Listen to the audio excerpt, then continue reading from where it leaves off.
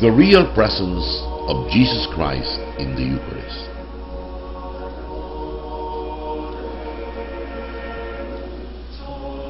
The real presence of our Lord in the Holy Eucharist is a mystery unknown and misunderstood by many. What does our Lord's presence in the Blessed Sacrament really mean?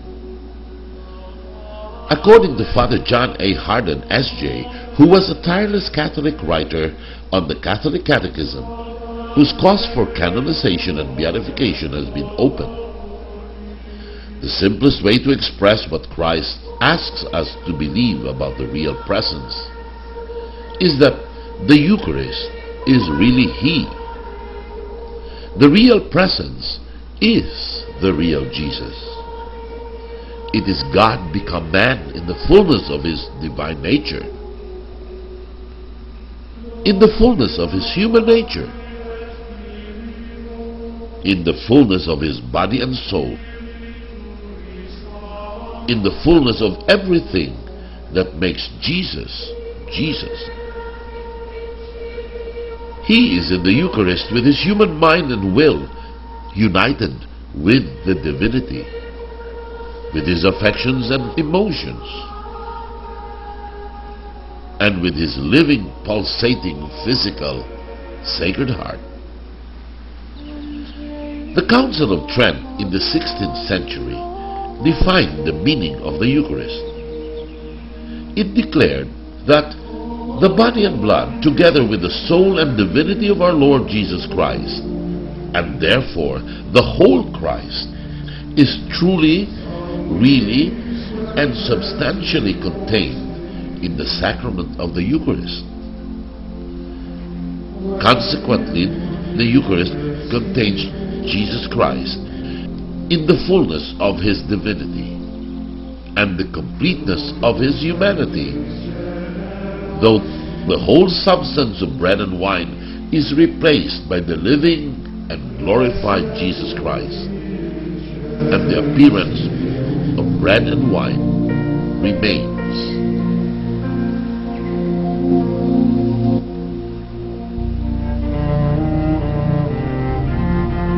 In the synagogue at Capernaum, He said, I am the bread of life. John chapter 6, verse 35. I am the living bread which came down from heaven. John chapter 6, verse 51. If any man eats of this bread, he shall live forever. John chapter 6, verse 52. And the bread that I will give is my flesh, for the life of the world. John chapter 6, verse 52. He that eats my flesh and drinks my blood has everlasting life. John chapter 6, verse 55. He that eats my flesh and drinks my blood abides in me, and I in him. John chapter 6, verse 57. He that eats me shall live by me. John chapter 6, verse 58. But many did not understand and left. John chapter 6, verse 67. The next time Jesus mentions this mystery is at the Last Supper, when He instituted the Eucharist.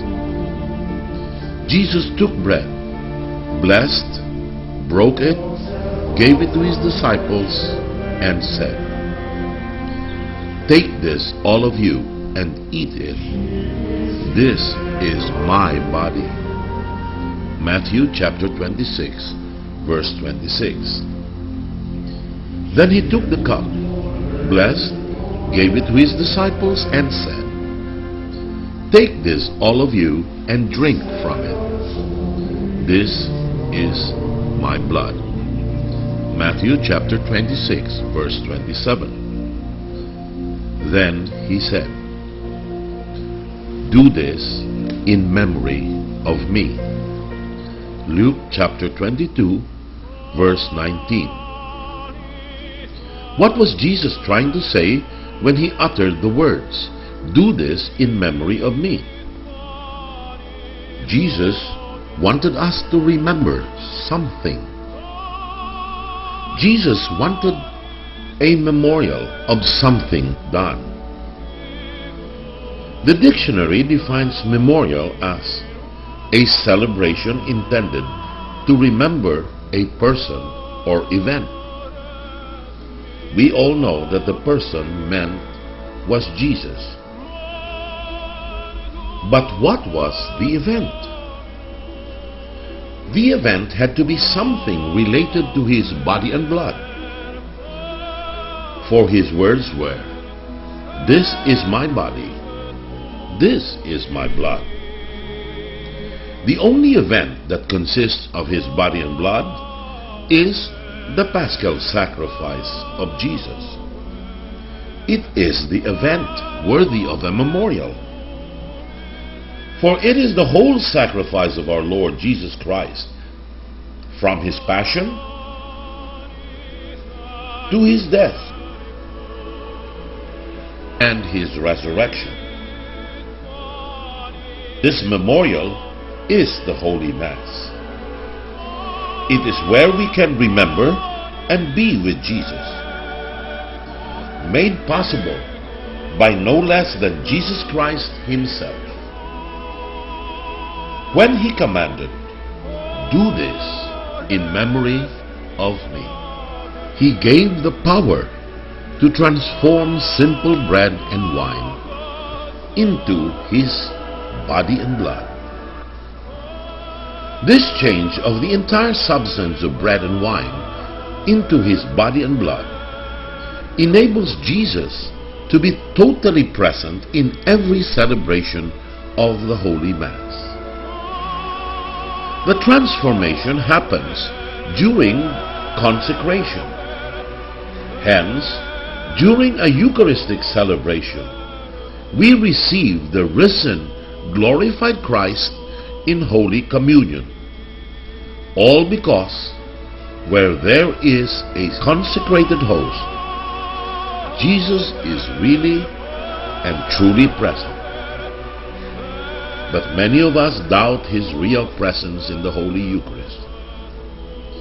Like St. Thomas the Apostle, we want to see to believe. Time and again, our Lord has manifested his longing to be recognized in the Blessed Sacrament. He has sent us many visible signs to prove his presence in the Eucharist. Here are some of them.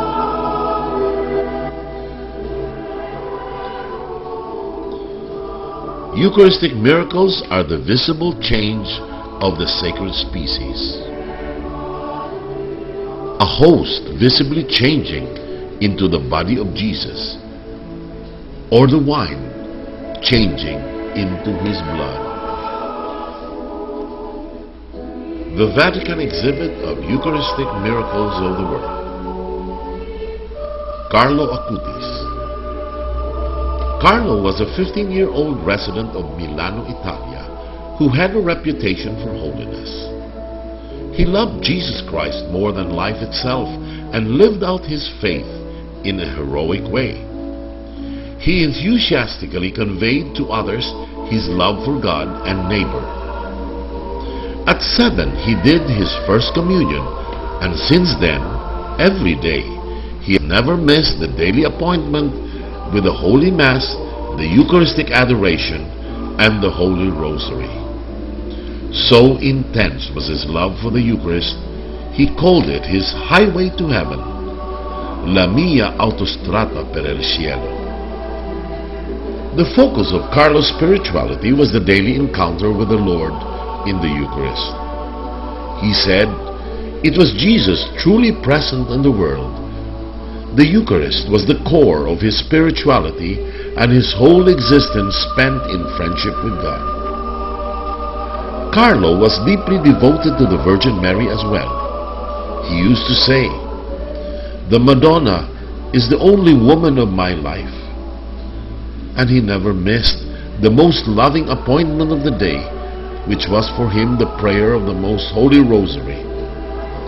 His intense spirituality did not prevent him from having a normal life common to that of his peers. He showed that being a teen in today's world and a follower of Christ were not mutually exclusive. He was an expert with computers. He read books on computer engineering. He amazed everyone by his ability to understand the secrets that informatics hides and which are normally accessible only to those who have completed specialized university studies. He had a great view of all persons and was concerned about how many wasted the talents that God had given them. On more than one occasion, he affirmed, "All are born with their own originality, but many die as photocopies." Carlo was completely dedicated to the welfare of the people he met. He was worried about his friends whose parents were divorcing and invited them to his house to support them. In the classroom, he always took the defense of those who had more difficulty to integrate. With great courage, he defended the Christian values, even if this sometimes cost him misunderstandings. His professor of religion at the high school recalls that in a discussion in the classroom, Carlo was the only one to oppose abortion. Some days before Carlo was led to the hospital, when no one suspected that he had leukemia, which in a few days brought him to the grave, he told his parents, "I offer all the sufferings I will have to suffer to the Lord, for the Pope and the Church, for not to do purgatory and go straight into heaven." Carlo died on 11 October 2006 of fulminant leukemia. The heroics with which he dealt with his illness and death convinced many people that really there was something special in him.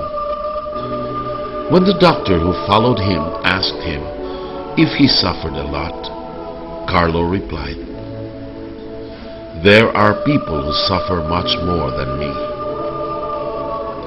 The Archdiocese of Milan had opened the cause of beatification of Carlo Acutis.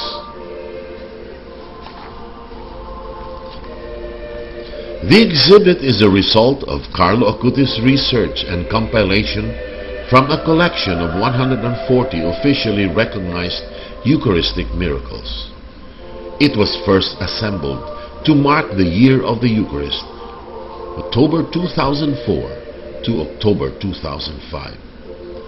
After its initial appearance in the Vatican, it was officially dubbed the Vatican International Exhibition of the Eucharistic Miracles of the World. From 500 parishes in Italy, it has traveled the world in propagation of the real presence of our Lord in the Blessed Sacrament. Aside from being a virtual tour of over 140 approved Eucharistic miracles, its importance lays in the documented proof it brings of Christ's real presence in the Eucharist. All the miracles have undergone rigorous studies and scientific testing. Beyond scientific explanation, results have been common for all consecrated hosts and wine, regardless of age and time. From Lanciano, Italy, 750 AD, to Chiratacoman, India, year 2000. Place where miracle occurred. Various countries around the world, such as Austria,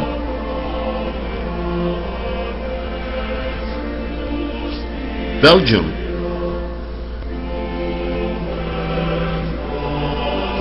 Caribbean islands of Martinique,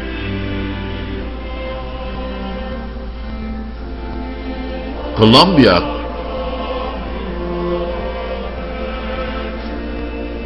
Croatia,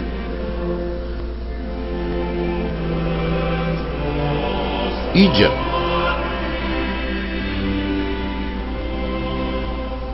France,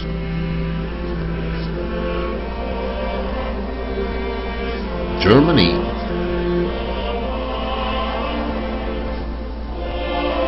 India,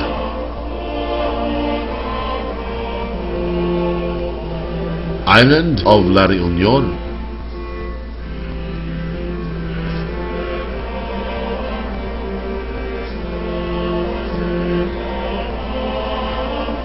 Italy,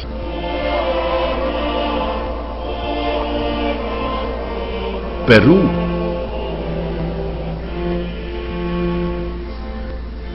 Portugal,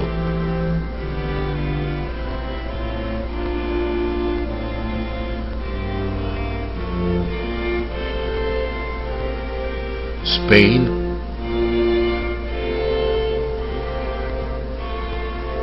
and Switzerland.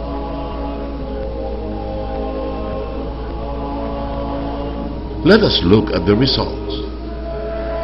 The host. All consecrated hosts have remained fresh, in spite of normal bread having a maximum life of 2 weeks. Science cannot explain how these consecrated hosts, aging from 10 years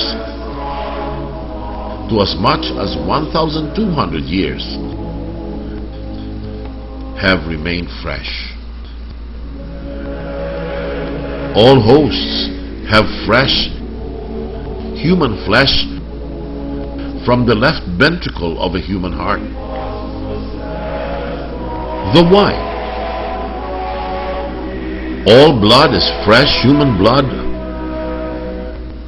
of type AB.